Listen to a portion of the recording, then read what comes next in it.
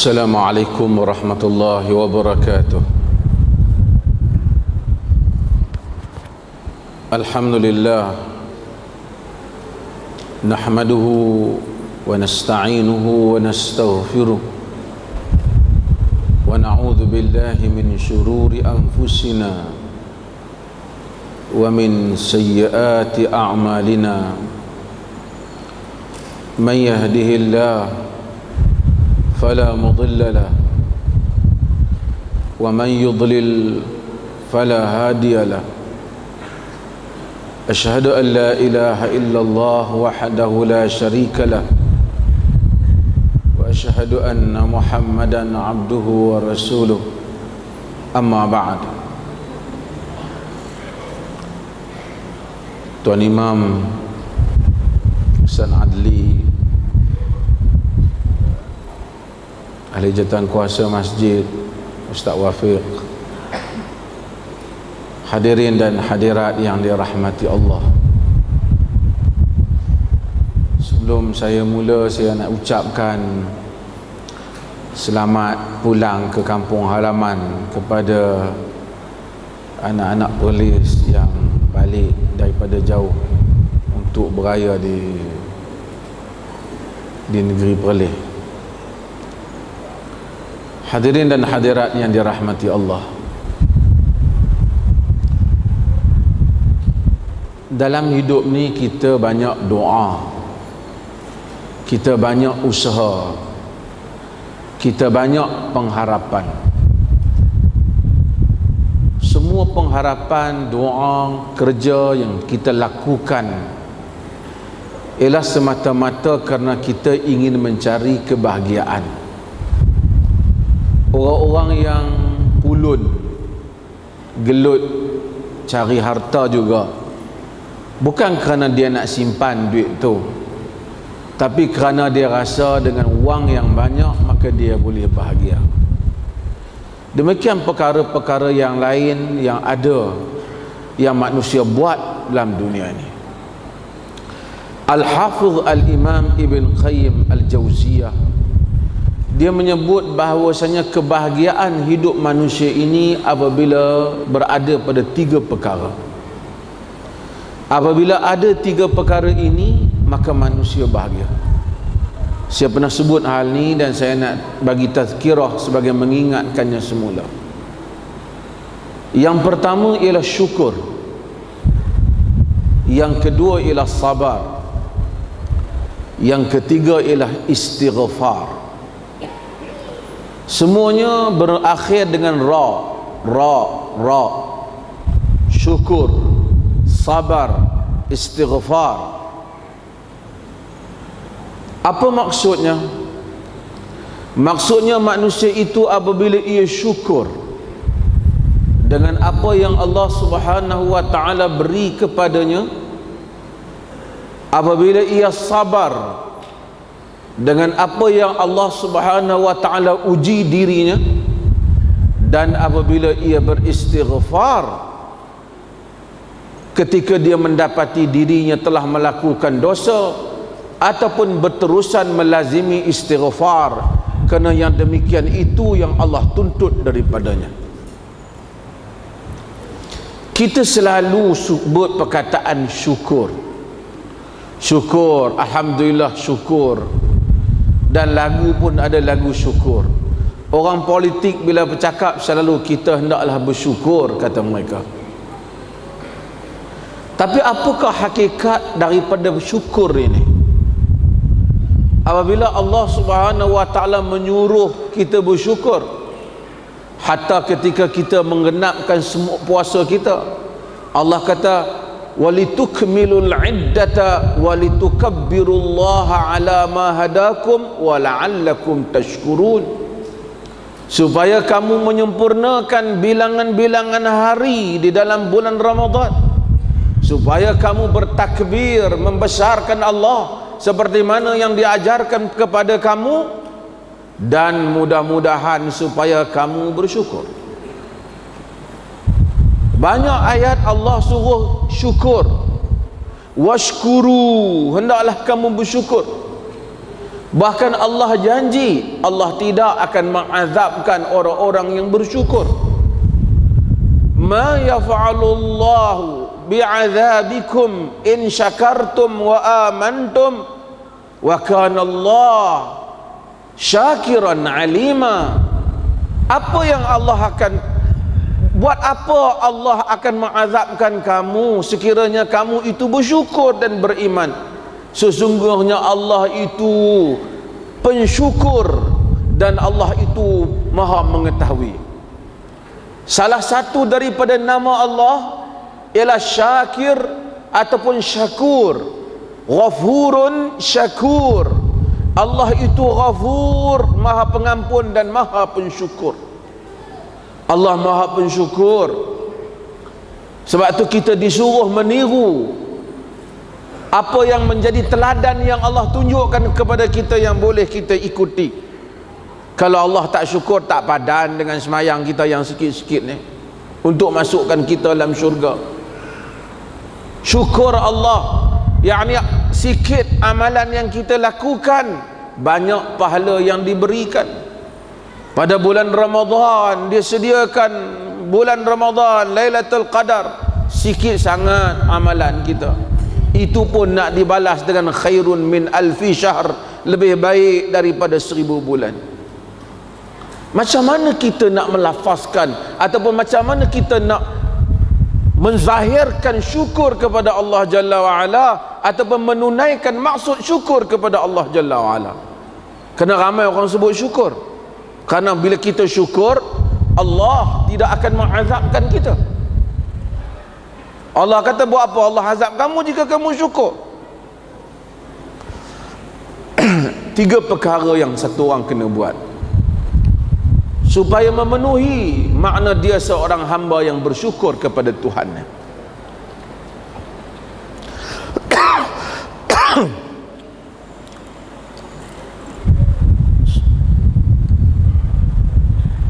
Yang pertama ialah insan itu kena bersyukur kepada Allah di dalam dirinya. Maksudnya dia berterima kasih, dalaman dia berterima kasih pada Allah. Bila dia fikir, bila dia renung, dia rasa sangat dia terima kasih ke Allah. Kadang-kadang kita ni di mulut kita senang, alhamdulillah lah, syukur, kita sebut di mulut kita, tapi tidak di dalam jiwa kita. Sehingga jiwa kita itu apabila kita bersendirian antara kita dan Tuhan, ataupun hanya Tuhan yang tahu kadar jiwa kita itu bersyukur kepadanya. Setiap kita boleh mengukur diri sendiri berapa banyak dia berterima kasih kepada Tuhan di atas apa yang Tuhan bagi kepada dia. Bila kita sebut alhamdulillahi rabbil alamin, berapa banyak kadar kita rasa terima kasih kat Tuhan. Bila kita makan, kita diberikan kurnia.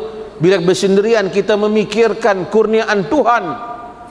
Berapa banyak yang ada dalam dada kita yang melambang, yang kita rasai kita telah menunaikan syukur kepadanya.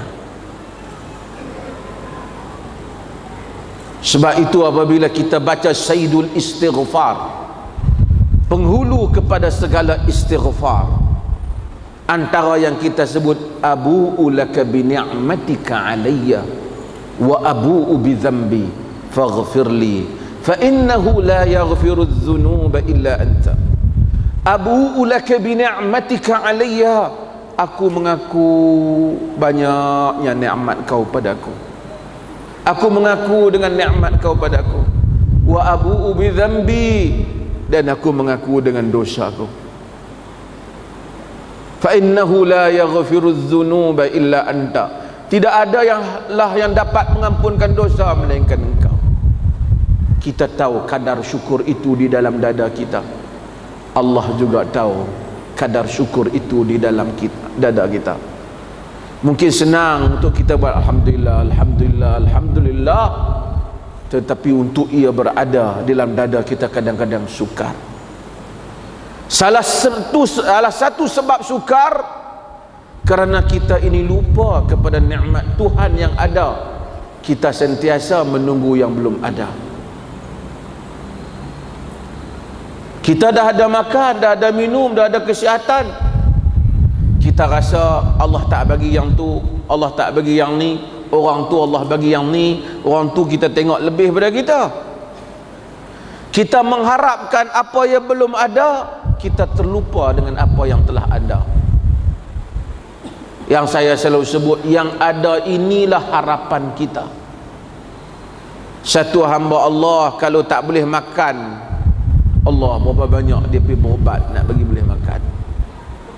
Tak boleh berdiri, berapa banyak dia cari ubat supaya dia boleh berjalan. Maka kita syukur di atas apa yang Allah berikan. Satu, dalam diri. Kedua, ialah manusia itu melafazkan syukur itu dengan lidahnya. Alhamdulillah, Alhamdulillah, Alhamdulillah, Alhamdulillah, summa Alhamdulillah. Apa-apa kita kata Alhamdulillah, Alhamdulillah. Ketiga, kita tak membelanjakan apa yang Allah beri daripada nikmat dia, ataupun kita tak gunakan apa yang Allah bagi daripada nikmat Allah ini kepada benda yang menentang Allah Jalla wa'ala. Kita kata kita syukur, tapi kita guna hak dia punya bagi ini kepada benda yang dia tak redha. Itu bukan manifestasi kepada syukur. Kedua, kita kena sabar. Hidup ni bukan kita seorang hidup, ada orang hidup. Tuan-tuan, semua orang kadang-kadang dia selalu salah faham terhadap kehidupan. Dia tengok orang tu ada kedudukan besar, kereta besar, rumah besar, nama besar, jawatan besar, dia kata dia ni mesti hidup gembira, dia ni mesti hidup bahagia. Entah berapa orang yang kita tengok rumah dia besar pada kita, kereta dia besar pada kita, nama dia besar pada kita, kedudukan dia besar pada kita, dia tidak lebih bahagia daripada kita. Allah uji semua hamba-hambanya. Ada orang dia uji dengan anak, dia uji dengan isteri, dia uji, Allah uji. Sebab tuan-tuan, antara kurniaan Tuhan yang sering kita lupa dalam bab tadi, kadang-kadang Tuhan tak bagi harta banyak kat kita, tapi dia bagi anak-anak semua okey. Orang belanjakan harta sampai ratus ribu untuk bagi anak dia okey, hantar pergi motivasi nasihat, tak okey. Anak kita okey, kita mai i'tikaf, dia mai i'tikaf, kita doa, dia doa, kita baca Quran, dia baca Quran, kita kata tutup aurat, dia tutup aurat, kita puasa, mereka puasa, dia tak buat benda yang kita larang. Jauh, nikmat tu lebih besar daripada segalanya. Isteri kita juga demikian. Sebab itu dalam Quran dia tak suruh kita minta supaya anak-anak kita kaya ataupun isteri kita jadi. Dia kata Rabbana hablana min azwajina wa zurriyyatina qurrata a'yun waj'alna lil muttaqina imama. Minta anak-anak, isteri-isteri kita jadi, isteri-isteri dan anak-anak kita jadi qurrata a'yun, penyejuk mata. Allah uji. Kadang-kadang kita buat okey dah, Allah uji. Nabi Nuh pun Allah uji dengan isteri, dengan anak dia. Allah uji, sakit, demam, macam-macam ujian Allah. Allah kata walanabluwannakum bisyai'in minal khawfi wal ju' wa naqsim minal amwali wal anfusi was thamarat wa basyiris sabirin. Kami benar-benar akan menguji kamu.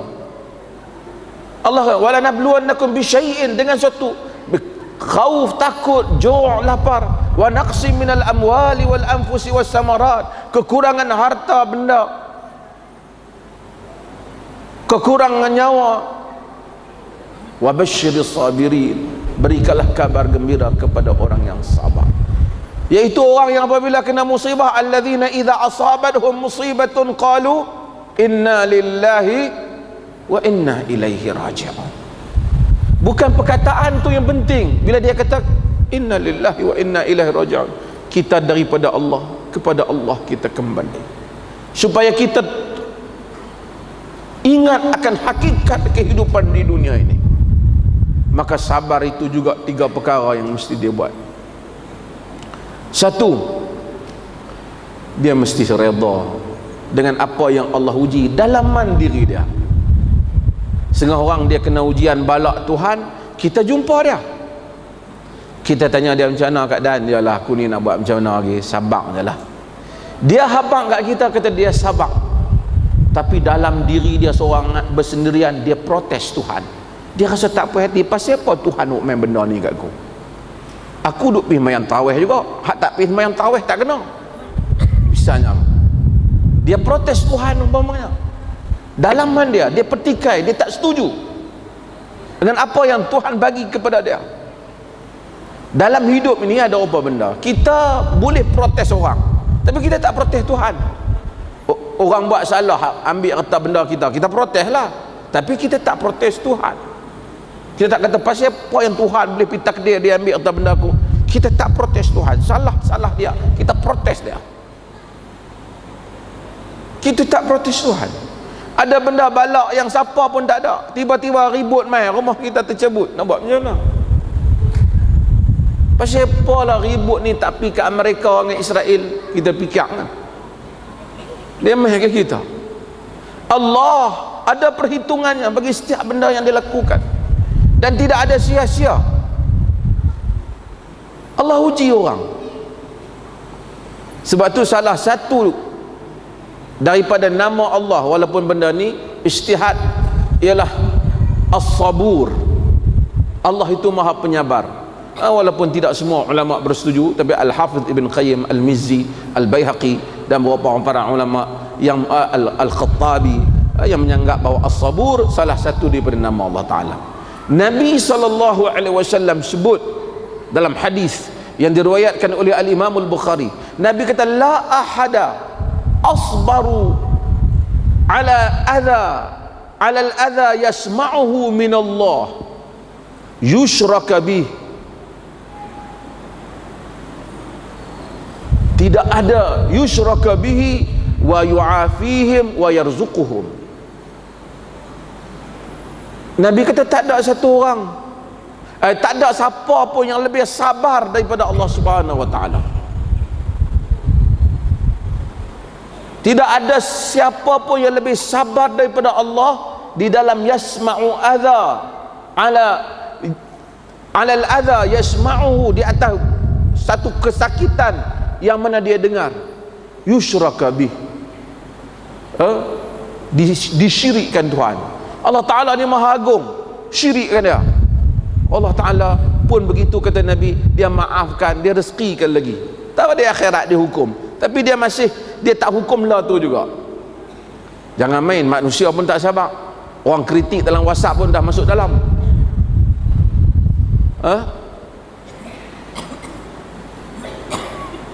Allah Subhanahu wa taala maha sabar. Sebab itu maka kita disuruh supaya jiwa kita terima. Kadang-kadang kita kata aku ni sabar lah Syekh, aku nak sabar nak buat macam mana, tapi kita memberontak daripada dalam. Sebab itu rahmat Tuhan tidak datang kepada kita. Yang kedua ialah kita sabar dengan mana kita sebut yang baik-baik, inna lillahi wa inna ilaihi raji'un. Yang ketiga ialah dengan cara kita ini, kita tak buat benda hak dia marah lah. Orang dulu marah, bila mati ambil koyak baju, tampak muka, ini lambang dia protes terhadap kejadian. Kadang-kadang orang Melayu pun ada jugalah, bila meninggal, awak apalah jadi kat aku kan, aku duduk semayang selalu pun kena bala, aku tak mau pergi semayang. Tak ada lah orang bersetara tu. Allah ini ghaniyun hamid, maha kaya lagi maha terpuji, dia tak memerlukan kita. Kita semayang untung kita, bukan untung Tuhan. Yang ketiga ialah istighfar. Inilah hidup, kita syukur, kita sabar, kita istighfar, kita minta ampun ke Allah. Anak Adam ni, saya selalu sebut, anak Adam ni mesti buat salah, mesti buat salah. Semua anak Adam mesti buat salah. Tak nanti anak apa tak buat salah, pak kita Adam buat salah. Tuhan ambil perjanjian daripada Adam, fanasi, dia lupa. Walam najid lahu azma, kami nampak dia tak bersungguh. Patut Adam tak boleh menyanggahi Tuhan, arahan Tuhan. tok nek kita. Tuhan berdialog dengan dia. Dia tahu iblis, dia tahu semua. Tuhan bagi tahu kat dia. Malaikat sujud kat dia bagi penghormatan, macam yang imam baca tadi. Tuhan meletak dia dalam syurga, jannah syurga. Entah berapa banyak dalam syurga tu. Syurga, nama jannah tu kita panggil jin. Jin ni tak nampak. Jannah ni benda tu tutup dengan apa? Banyaknya pokok-pokok yang menghijau di dalam syurga. Tuhan kata kat mereka berdua, la taqraba hadhihi syajarata fatakuna minadh zalimin. Kamu berdua janganlah mendekati pokok ni. Nanti kamu termasuk di kalangan orang yang zalim. Punyalah banyak pokok, satu tu je Tuhan tak bagi ya. Adam dia pergi terai satu tu. Dia terai yang satu tu. Dia padahal banyak dah ratus ribu pokok yang lain boleh pergi makanlah buah dalam syurga ni. Wa kula, makanlah kamu berdua haitsu syi'tuma, apa saja yang kamu mahu. Wala taqraba hadhihi syajarah, pokok ni saja jangan, yang lain okey. Hak larang tu lah diterai. Kira tok kita dulu. Cucu dia jangan tanya. Cucu dia banyak pula tu peluang nak terai ni. Cucu dia duduk syurga, dia terai yang tu. Tuhan hukum dia. Tapi beza, sebab tu saya selalu ulangi beza yang kata Adam dengan iblis ni. Sepanjang bulan Ramadan ni kita khatam Quran, kita jumpa banyak kali. Selain daripada cerita Nabi Musa, antara cerita yang berulang, Nabi Musa tu jangan tanyalah, dalam Quran sangat banyak cerita dia. Yakadu Quran an yakuna Musa, hampirlah Quran itu menjadi Musa. Tapi antara yang Tuhan ulang-ulang cerita Adam dan iblis. Sebab apa Adam dan iblis? Sebab ini merupakan watak penting untuk dipahami oleh anak Adam. Bible juga mula-mula cerita kejadian alam, akhirnya masuk Adam dan iblis. Sebab apa? Sebab ini watak yang penting. Iblis buat salah, padahal Tuhan hukum dia, Tuhan laknat dia. Adam juga buat salah, Tuhan tak laknat dia, Tuhan maafkan dia. Bukan kerana Tuhan double standard dengan Adam, dengan iblis. Tak. Tapi iblis dia cara dia lain, Tuhan kita cara dia lain. Iblis Tuhan suruh dia sembah, Adam dia tak mau, dia protes, dia petikai Tuhan. Khalaqtahu min tin wa khalaqtani min nar. Kau ciptakan dia daripada tanah, kau ciptakan aku daripada api. Ini apa ni?